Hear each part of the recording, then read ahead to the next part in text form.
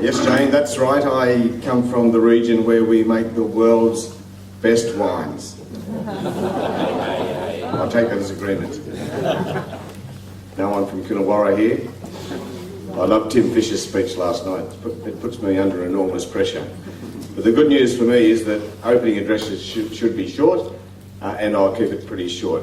But I just want to say how pleased I am to be here and how much I enjoyed the dinner last night. It reminded me why I asked Kevin Rudd, when he became Prime Minister for the second time, to allocate to me the agriculture portfolio. In fact, he asked me why I wanted to do agriculture, and I said, well, there are many reasons, but certainly there are significant challenges there, enormous opportunities, enormous diversity, and enormous opportunity for reform. But in addition to that, I told him I reckon I'd like the people. And I have done, and I do. And I was pleased to be among you last night having something to eat and something to drink, even though it wasn't a Hunter wine. I've been very impressed over the course of the last couple of years with Nuffield. It's no doubt a breeding ground for the sector's agribusiness and agriculture leaders. Our food and fibre sectors have enormous opportunities, as I said, on offer. But, as I also suggested, the challenges are just as significant. The value of Nuffield's work cannot really be measured, but certainly can never be overvalued. But there's plenty of evidence that the contribution to Australian agriculture is substantial. It lays in part in the quality of its scholars and the adoption and commercialisation of their ideas. I acknowledge two of them this morning, two of my parliamentary colleagues, Bruce Scott, of course, who is not here, but Andrew Broad, who I think is here if he didn't sleep in. Wave at me, Andrew, if you're here. There he is. He didn't sleep in. I was confident. I witnessed Andrew's Nuffield training when I listened to his very first speech in the House of Representatives. We used to call them maiden speech, but that's not politically correct anymore, so we call them first speech. But it was a very, very fine contribution, and I know he's going to make a very fine contribution to the Parliament over a very long period of time. He's just a little bit younger than me. The very existence of Nuffield reflects a long-standing appreciation that neither our geography nor our natural endowments guarantee us the total fulfilment of our aspirations in agriculture. That would be lazy and a complacent view of the world, one which would lead all of us to ordinariness at best. Australia's food and fibre sectors are too important to our economy, too important to our communities, and too important to our food security and adequacy to be left to an ordinary effort. There exists much hype about the sector's future, and rightly so. But it's important that from time to time we take stock of some of the realities and some of the challenges.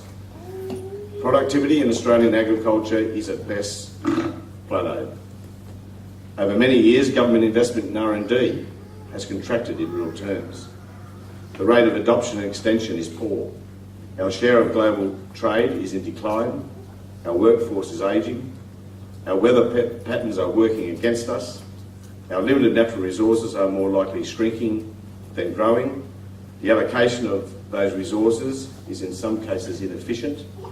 We remain too dependent on commodity markets where we are typically price takers, subject to the vagaries of global markets. Our infrastructure, our roads, rail, port and telecommunication services are all underfunded. And I was talking to Cheryl from John Deere, and thank you for the sponsorship, about the need to have access to world's best telecommunications broadband to be internationally competitive, given the complexity of some of their machinery these days. So these are the main hurdles to us fully capitalising on the enormous opportunities growing global demand for high quality food and fibre products presents. And how well we respond to these challenges will determine the extent of our success and therefore our future prosperity. It's an effort which will be led, of course, by the private sector, all the people in this room. It is business, of course, which creates wealth, not governments and politicians. But it's a project which will also require a high level of collaboration between government, business, farmers, and of course our research institutions. It will also require leadership from our politicians. Now I say politicians rather than government very, very deliberately. And I do so because ultimately success will require collaboration across the political divide. Andrew and I did a bit of that in the car coming down last night. A bipartisan approach which recognises the gravity of the challenges and the long time frames we are dealing with. We need to take agriculture out of that short electoral cycle. It's too important to our future not to. The theme of the conference, as I understand it, is making change happen, educate, innovate, exceed. It was Nelson Mandela who said, education is the most powerful weapon you can use to change the world. All of us, in addition to our own continuous learning process, which is so important, politicians and industry leaders alike must embrace the responsibility to be the educators as well. To challenge people to a conversation, absent of the political spin and games. Today I want to nominate just 3 areas in my short time, which I think more than any other, call upon us all to embark upon a mission to create a better informed Australia, a more informed Australia about both the opportunities and challenges faced by the sector. First I want to mention is foreign investment. Some of you will be familiar with the work of another colleague of ours, Angus Taylor, who was the principal author of the Port Jackson ANZ Bank report entitled Greening Pastures. Amongst other things, that report suggested that to fully capitalise on our opportunities out to 2050, Australian agriculture will need some $600 billion worth of infrastructure investment. 600 billion with a B. It's a very substantial amount of money. And given our population, our relatively small population, and therefore our limited savings capacity, it's axiomatic and obvious that a very large proportion of that investment will, by necessity, come from foreign sources.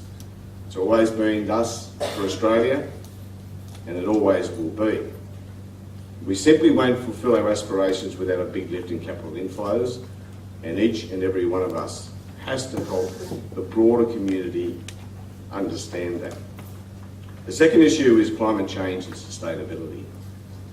Surely there is no greater challenge to our food and fibre aspirations than our changing climate and resource depletion.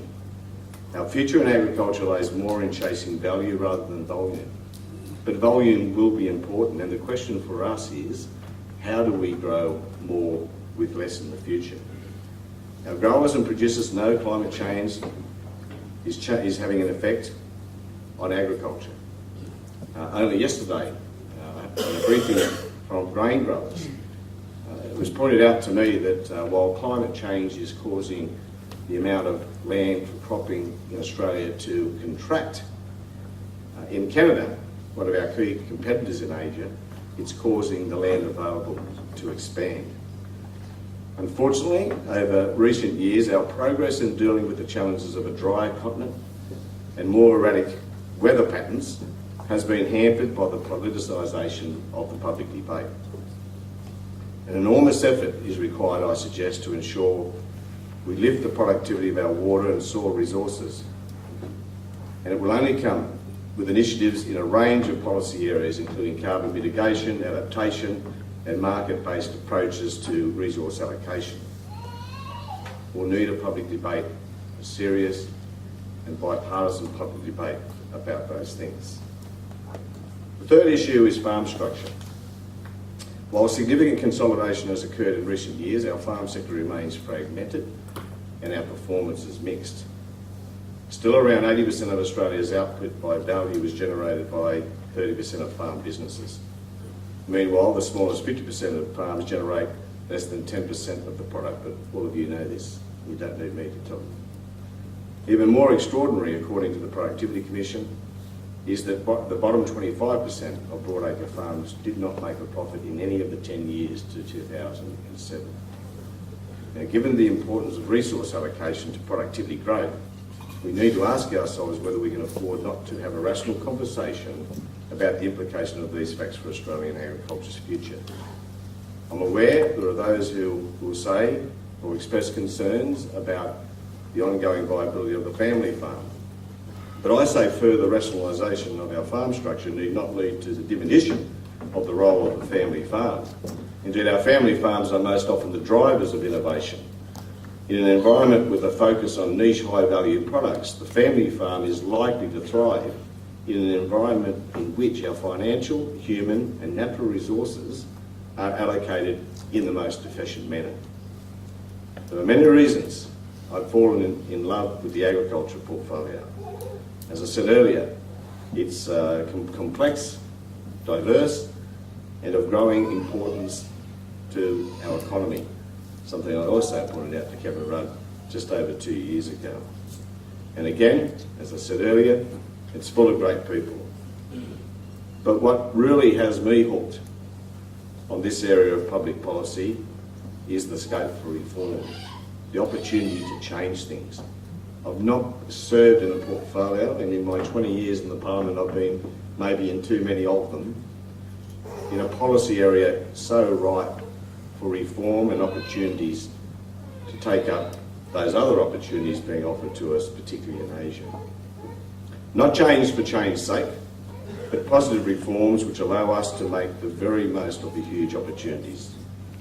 But to skewer reform, we will need to speak in an informed way and with one voice.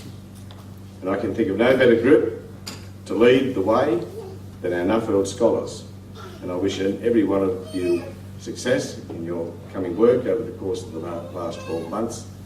I congratulate all those who have been part of the program over many years. Of course, I congratulate Nuffield for its ongoing work.